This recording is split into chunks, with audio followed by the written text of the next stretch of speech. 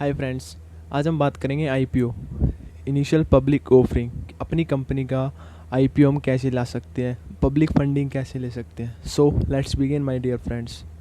IPO यानी कि company को पब्लिक से फंड रेज करना है। आज हम इसी प्रोसेस को समझेंगे कि कंपनी आईपीओ तक कैसे पहुंचती है, वो पब्लिक कैसे फंड रेज करती है।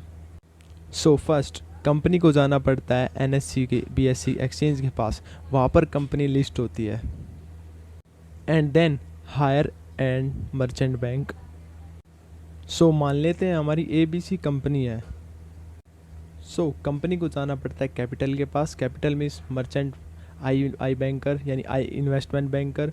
फिर कंपनी को ज़रूरत पड़ती है कुछ डिटेल्स, कुछ फाइल देनी पड़ती है कंपनी को, जैसे reproduction, track records, quality of research, distribution, expertise.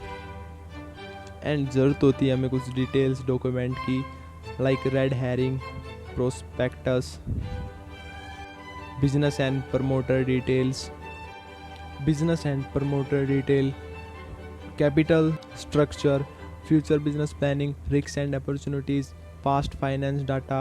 फिर मर्चेंट बैंक तय करता है। Valuation of company, issue size, number of shares to be used, lot size, minimum investment, fixed price issue, book building issue, price band, distribution, qualification. ऐसे काफ़ी चीज़ें जो कि check करता है, क्योंकि मर्चेंट बैंक ही हमारी कंपनी का आईपीओ का प्राइस तय करता है। एंड बैंकर का काम होता है marketing, legal compliance and price discover, listing, underwriting etcetera. List on stock exchange, आपके शेयर की जो बिडिंग है वो ऑफर होने लग जाती है 3-5 days. UPI and ASBA application, listing in 3 days from closing date, वो जो आप देखोगे।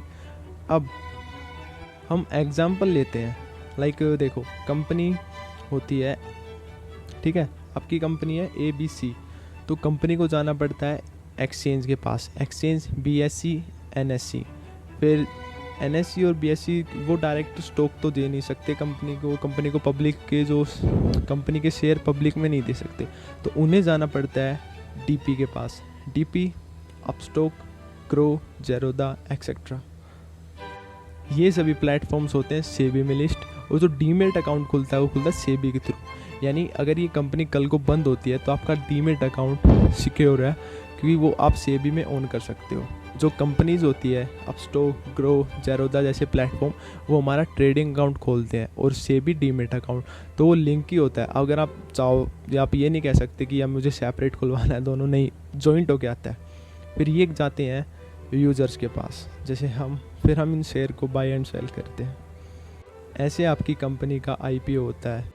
जैसे जो आपने जो फंडिंग ली है ना, वो कंपनी को वापस नहीं देनी पड़ती, क्योंकि कंपनी ने जो शेयर्स पब्लिक यानी यूज़र्स ने जो कंपनी से शेयर बाई किए हैं, वो कंपनी को वापस नहीं बेच सकते।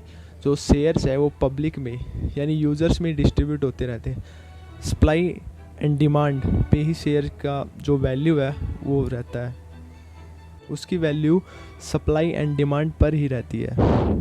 आप शेयर्स बाई सेल कर सकते हो, आप हैंड टू हैंड भी बेच सकते हो, पर आप डायरेक्ट कंपनी को नहीं बेच सकते। कहने का मतलब आप डीपी जो भी आप प्लेटफॉर्म में यूज़ कर रहे हो, लाइक अपस्टॉक, जेरोदा एक्सेट्रा, तो आप सेल करो, बाई करो, वो हैंड टू हैंड हो जाएंगे, आप कंपनी को नहीं बेच सकते। अगर आप बिज़नेस के बारे में और डिटेल से जानना चाहते हो कि how to start on your business, how to grow your business, कैसे लिस्ट कराएं, तो मैं आपको रेकमेंड करूँगा, एक कोर्स है, आप वो ज्वाइन करिए। आपको लिंक डिस्क्रिप्शन बॉक्स में मिल जाएगा, आप उस पर मैसेज करो और आपको जो भी इन्फॉर्मेशन चाहिए आप पूछ सकते हो। आप कुछ भी बिज़नेस स्टार्ट कर रहे हो, आपको लगता है कि मुझे मार्केटिंग करनी है अच्छे से, तो वो भी हम बताएंगे आपको कि मार्केटिंग कैसे करनी है नेक्स्ट लेवल की, ठीक है ना। आपको लोगो डिज़ाइन कराना अपने बिज़नेस के लिए, या पैम्पलेट, कुछ भी एक्सेट्रा, तब भी आप हमसे कांटेक्ट कर सकते हो। Link in the box, message करिए। बाकी की डिटेल आपको बॉक्स में भी मिल जाएगी, और आप कॉल करके या फिर मैसेज से आप पूछ सकते हैं। थैंक्स फॉर वॉचिंग गाइस, मिलते हैं नेक्स्ट वीडियो में।